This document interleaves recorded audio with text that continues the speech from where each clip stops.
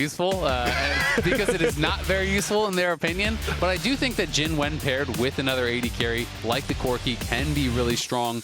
They have a really powerful scaling comp here. Double AD carries, a couple of big engaged tanks in the front. Out. Warded out. Okay, this could be dicey. Now that they know he's here, I feel like this is a tough one. Who he wants to try to dive in there, but immediately going to be knocked up into the air. Vulcan doing a great job. It's first blood over to Cloud9. Disguised will get what they came for, but the cost is extreme as XU tries to escape, and that cow is about to become a carnivore. XU slams him into the wall to try to buy a little time, but Vulcan's going straight to the back. And Blabber's like an entire level ahead in the jungle right now. He's level 6, and you can see XU only just past the beginning here of level 5 on the Skarner. Cloud9 has the whole party coming to the top side river. There is no way for the Skarner to try to contest. Like they're likely to lose this dragon as well. We'll see if DSG can find an angle. Vulcan wants to keep XU away. Nice steal from XU, though. Early smite from Blabber gets punished, but now XU in some serious danger as Cloud9 should be able to pick up a free kill on the Skarner without a flash. Abadaga also dropping in the picture-in-picture. Returning to the grub pit, wanting to take these last couple of them here as the 5th one is secured by Blabber. Now Deadly Flourish onto XU as Blabber and Vulcan are ready to be engaged. 3-man pulverize coming out from the Alistar. Abadaga wants to knock him away. Meanwhile, the 1v1 down in the bottom lane as Castle takes out Thanatos, but C9's looking to take the fight up here on the top side. A little bit more damage is going to finish off Blabber, but he's still staying alive. Another re-engage coming out from Vulcan. The curtain call opens up, but nobody undisguised is dead just yet. Sven keeps... Loki is in charge, and Abadaga has to ask permission to walk up to the wave at this point, man. The Corki is running the show as Thanatos wants to put the pressure back on the Castle down here as he has returned to lane with his teleport. Riftmaker versus Riftmaker down there in the bottom side. Yeah, and you can see Vulcan's getting down there, and they just forced the pool. So now it's actually really risky for Castle, who has no flash or ignite. I think they're going to dive a Castle on the bot side with Vulcan. Yeah, Loki should just be dead up here. Meanwhile, down in the bottom lane, they are looking to make that play onto Castle, who wants to try to get away. A little bit more damage still required. He's about to get the empowered transfusion, but it's too little, too late. Thanatos gets revenge, 1-for-1 trade across the map. Yeah, really good play there from Vulcan. Gets down towards that bottom side. As soon as the pool was used by Castle, you know, Thanatos just had to trade aggressively, force out the pool, and then there's really nothing that Castle can do about this because he had already used his summoners in that 1v1, had used his ultimate in the fight by those slim margins. The next one is harder and harder and harder, and that's happened multiple times, and now they're looking. Yeah, they're going after Scary Jerry. Thanatos wants to go in with a little bit of needlework, needs a little more damage, and he ain't gonna find it. Now XU's about to be the one to pay the price. Sven takes him down. The curtain call looking for Jerry, and it's a double. So now he has no one to actually block on the curtain call, so he had to get out of there in a hurry. DSG do at least take down the tower, get ahead. He has just been farming up a storm. Yeah, look at the CS discrepancy in the jungle. I would love to have a 70% win rate on a character that well, technically, I think I actually used to back when I played Skarner, because I used to always tell people he didn't do anything. That's true. So sometimes you just have to doubt your own champion enough. And then the reverse psychology kicks in, as now a ton of damage just completely deletes Huhi off of the Rift. And that means that Blabber is ready to drive this Herald straight on through mid lane. Tier 1 turret instantly destroyed. The Void Mites march and hop and jump their way onto the tier 2, and now a second wave is ready to spawn. Meanwhile, Vulcan is continuing the fight, pressuring XU away from his red buff. This time around, the Scorpion has his jungler coming down to help him, but a little bit of needlework looks for the slow. Vulcan wants to catch. Oh, Blabber just barely doesn't have the range to land the Glacial Prison, but it does not matter. The rest of the team is there. Sven grabbing the first kill. The curtain call looks to farm the second, but he's not going to hit the shot, and Thanatos gets it. Now Huhi's got to try to run. Down here on the bottom side, and that is just going to be C9 getting further and further ahead. And it is not the GA Otacon, it is the much better one. They grab Ruinous, so they are going to be able to farm up those roses as Castle will be pushed back. I mean, I take personal offense to that. I've used that icon as my profile picture since like the very beginning of League of Legends. Maybe it's something to do with you. Yeah, maybe. Hey, Disguise, come on, fellas. Let's be a little bit polite here. Up. Yeah. Well, C9 is definitely not taking too kindly to Disguised either. They are completely forcing them out of their own jungle, as Huhi, Scary Jerry, and XU all just have to run back inside the base walls. This tier 2 turret that they slammed the Herald into earlier, that thing is already gone. C9 has has taken nearly everything off of that. Yeah, I mean, every individual level in League of Legends gives you, what, around like 500 gold's worth of stats? Oh boy, hold on. I can't even talk about it before he's already down. Abbedagga throws out the ulti, trying to keep C9 at bay, but XU is under pressure. The Sun Disc isn't going to hold. The Skarner tries to flash away. A little bit more damage is required, and Loki provides. And it is not a bright morning in disguised skies right now, man. Stormy skies, man. Noon. We'll go ahead and call it here. A day. It's tough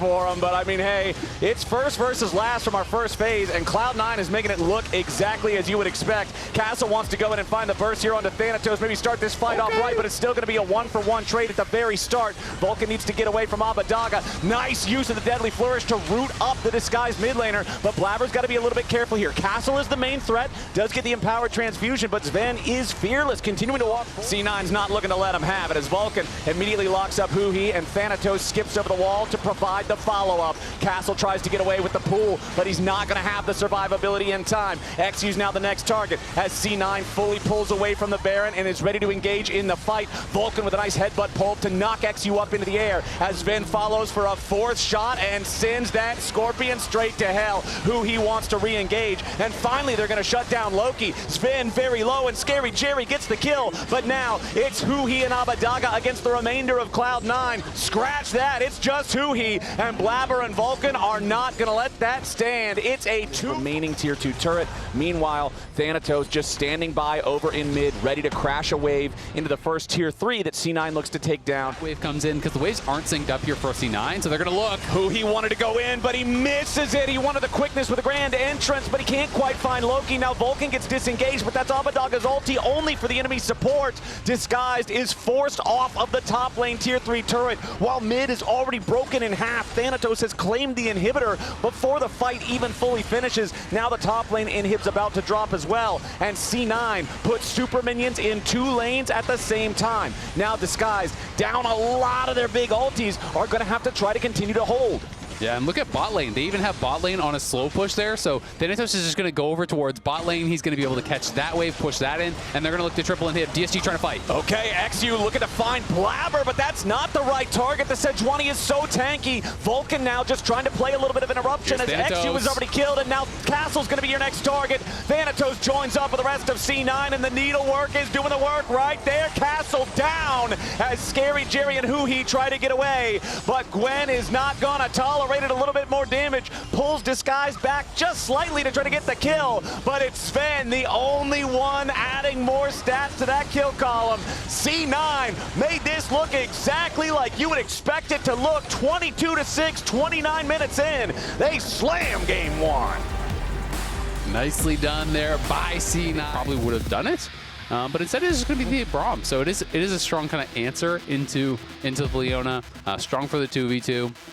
Not going to give them a lot of engage, but it is really strong against a lot of... In terms of making a meaningful impact in a lot of the games, as XU immediately forced to flash away, but still stunned up. C9 going all the way in here, needs one more shot, and it's first blood at 47. And C9's just deciding, hey, the Rise advantage, the fact that they've already got priority over the river, this isn't something we want to waste time contesting. They're just going to trade objectives going for the first Drake themselves, as Sven and Vulcan get a winner's bite proc there onto Huhi. Now returning a little bit more onto Scary Jerry. They'll win out in the 2v2, but not in a meaningful enough way to really threaten anything. Yeah, exactly. They are going to be able to get that chunk at the very least.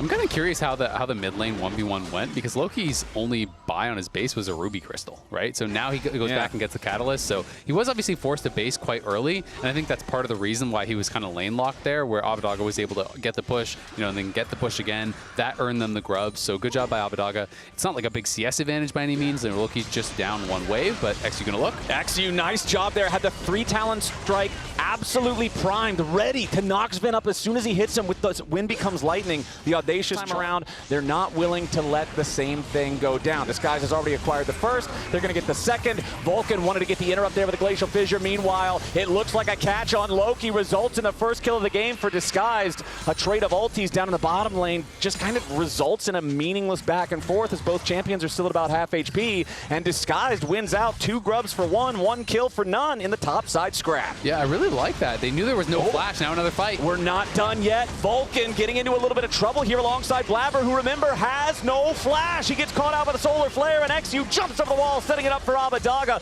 One more hit from the 3-talent strike of the Braum might just set up another kill as Vulcan is knocked over and Disguised go up 3-1. For Flowers on Skarner versus off Skarner. Yeah, actually, I think it's probably lower than 0.9 if I'm not playing Skarner. It's pretty bad as Castle is in some danger up here in the top side. Thanatos and Blabber working together to end his world, and that they shall. Blabber's almost back, so Blabber is out on the map a lot faster than they may expect. Let's see if they can pull it off. Okay, Loki and Vulcan got to try to defend this as Huhi is ready to jump in with the Zenith Blade. A lot of burst down into Loki, but he's still not dead yet. Flash is very late. Vulcan still somehow staying alive. The wind becomes lightning. Tries to secure the kill, and it's a double kill over to XU. Yes, he will fall, but it's still a dub for Disguise. Yeah, Neutral objectives up here in the top side. They're kind of playing the same role that Cloud9 did in game number 1, just completely owning. As back in mid, Blabber's behind looks like him. This turret should go down. They'll just go ahead and force that one out with the Rift Herald. Need to do this. I don't want to see them just group 5 and team fight because I think they're going to lose. So I want to see them continue to extend the lead, utilize Abadaga, play through side lanes if they just kind of poke them out as they're walking in and they kind of win the fight that way. But they didn't win all their lanes this time, and DSG is actually being very competitive, so now you're seeing those weaknesses. Right now, though, C9 is just going to try to trade. You can see Victor slapping that tower up down up in top lane, down in the lower third. You can see that. And at the same time, DSG are going to be able to grab the dragon. They're going to be able to grab a tower of their own. And Abadaga is just getting richer and richer. Closing Very in. risky. Otacon eats through the resistances like crazy. Teleport coming in from Thanatos as Cloud9 is ready to contest. Abadaga finds Loki. Nice amount of burst into the Cloud9 mid laner, but Thanatos is going after Abadaga. That's a very valuable target there as Thanatos takes down the MVP. And C9 now ready to take the fight afterwards. Huhi is low as Scary Jerry tries to get away from the crocodile, but there's no way out. That dude rules the river. It's a triple kill for Blabber as Castle's the last man standing on a Disguise. And the question is answered. Thanatos is him. Yeah, Thanatos is going to reign supreme in this fight as C9 just dismantled DSG. Actually have to surrender this. Blabber's saying no. He's taking a Hex Gate going behind him, but now Sven and Loki in some danger as Sven goes over the wall, but he's surely to die here. Enough damage comes through, and Abadaga's doing the killing as Loki tries to get out, but Scary Jerry takes him out. I want more. C9 on the run as Disguise continue their chase, and Vulcan's going to be the next target. C9 too overconfident. They wanted to stick around when their raid boss was half HP, and Disguised had the gear to clear. They will earn themselves a win in this fight, and they will earn themselves soul point. Man, I'm even more impressed. You know, the fact that they were able to get some early advantages, that happens sometimes in these games, but it is That's so like a hard, control man. ward and Huhi just waiting for him if he tries to enter. Now the Baron down to about 4,000. Blabber thinking about trying to go in for the steal as Huhi's going to be the target as C9 arrives. They immediately jump in, finding a ton of damage down onto Abadaga, but they can't kill him off here just yet. Thanatos has made his way into the back line, killing off XU. Abadaga's going to fall. Scary Jerry 2. Only 2 left alive on Disguised as C9 may have lost the Baron, but the punish is downright disastrous. Huhi surely dies here, and that means there's only one man standing left on Disguised with the Baron buff, and it's Castle's Aatrox. Yeah, that's tough. I mean, I respect the commitment. You talked about, you know, Loki flying the plane into the mothership, taking him down. And they still do have the Baron on one. There's a TP coming in, though. They are going to spot it. Can DSG get out? C9 trying to go in for this one. The aggressive Glacial Fissure finds Huhi, knocks him up into the air in the first kill, finds Disguise support. Now Thanatos is still trying to make his in. Yeah, Thanatos looking for the rise. The rest of C9 trying to put the pressure on Disguise to make it so they can't help their mid laner, but Disguise now ready for the re-engage. Castle has found Loki, and the Victor is in a tough spot. Abadaga looking to cut off the bottom lane of Cloud9 as Loki is trapped in his own stasis, has to flash over the wall to try to stay alive. Scary Jerry under pressure. Thanatos doing the work. The man refuses to lose. He's already killed 2. XU with the flashback over the wall, and Thanatos will not be denied. Another hit comes through. A double kill for Sven. Thanatos is just winning the game 1v9. That is not a crocodile. That's Godzilla in the back line. Thanatos going crazy. Their take of the Baron. They've got it down to about 40%, but they are really slowing this down, and it looks like they might not be able to fully secure it. Thanatos has got to be careful here. Now it looks like Disguise might have found the pick that they need. The Dominus gets procced. He's still got his Guardian Angel. No, he doesn't. Thanatos is shut down, but now Castle's got to try to get away. Who he's going to be the target as Sven takes him him out. XU and Huhi have already fallen, but the trade is Thanatos. Yeah, the trade is Thanatos, but Castle could base and TP back, so I still think they can potentially contest this. We'll see if they're going to try to walk in here. It would be a 3v4, but they do have the teleport. They still have Abbedagga, who's their strongest member. Okay, the Baron's down to about 2,000 here. Blabber should just be able to smite secure this. Easy peasy. C9 locking that up as Abbedagga wants to try to get away, but he's stunned before the Realm Warp goes through. Abbedagga with a critical miss. Threaten that flank onto Scary Jerry, making it so he can't even step up to clear the wave or he would just die.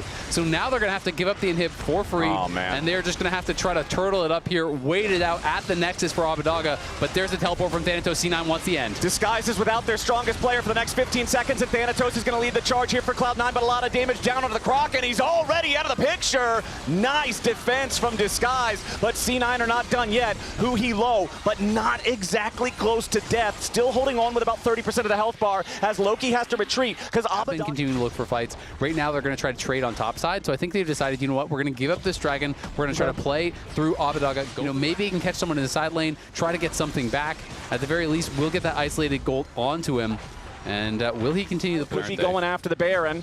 Thanatos making his way back into the mix. His Castle's ready to intercept them. Finds a couple of Qs. Thanatos slicing forward. The Aatrox honestly dealing with this Fed Renekton pretty well at this point in the game. We're got so late into the game now that Thanatos may have met his match. He's bursted down, but he's not killed quite yet. Finally knocked into the Guardian Angel as XU jumps on top of Loki, trying to protect Scary Jerry, but Jerry's already fallen. Blabber takes out Huhi as Thanatos and the rest of Cloud9 scramble to try to stop the solo laners of Disguise. Abbedagga falls. Disguised is erased off of the map. The only thing C9 lost was a Guardian Angel, and this game is done. Cloud9 make it happen at the end of the day.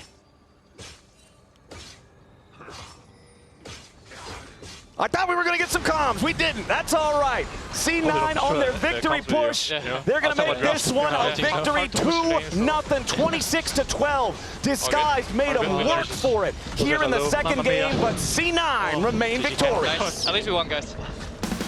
Nicely done by C9, 2-0, but definitely, like you said, made him work for it. This second game, I want to say it was the best. Yeah, this is the blowout. So we've all taken our quote to encapsulate this game. Raz, you're going first. All right, I'm going first, which is Disguise can't beat the master of disguise.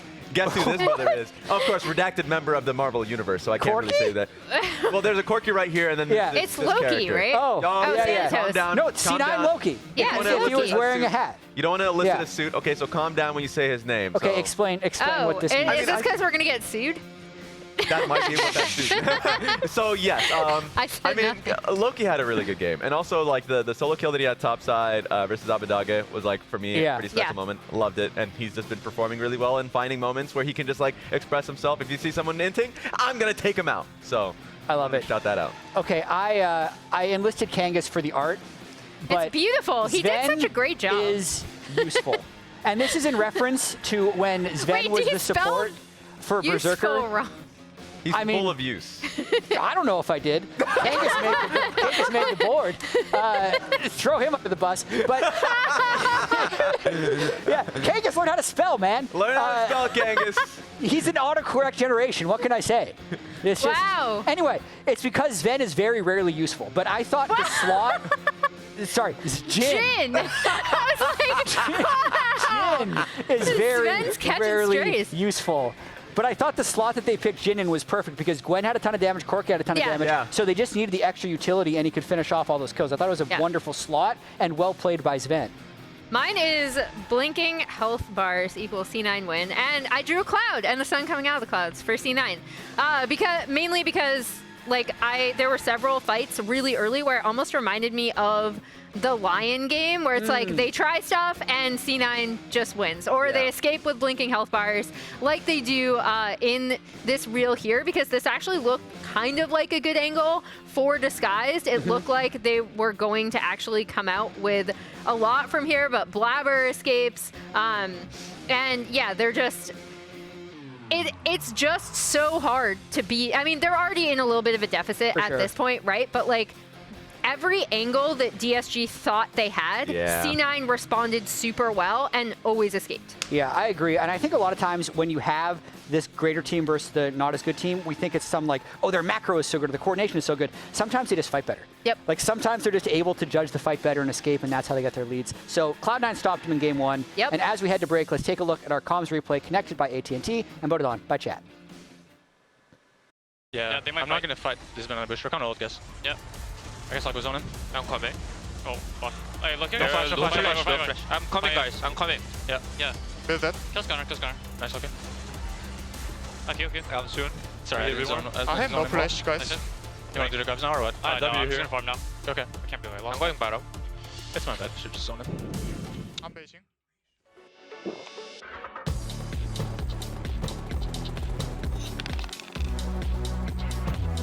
Red Bull gives you wings. Rich in the ground before Dub can even get there. Time to try to knock out.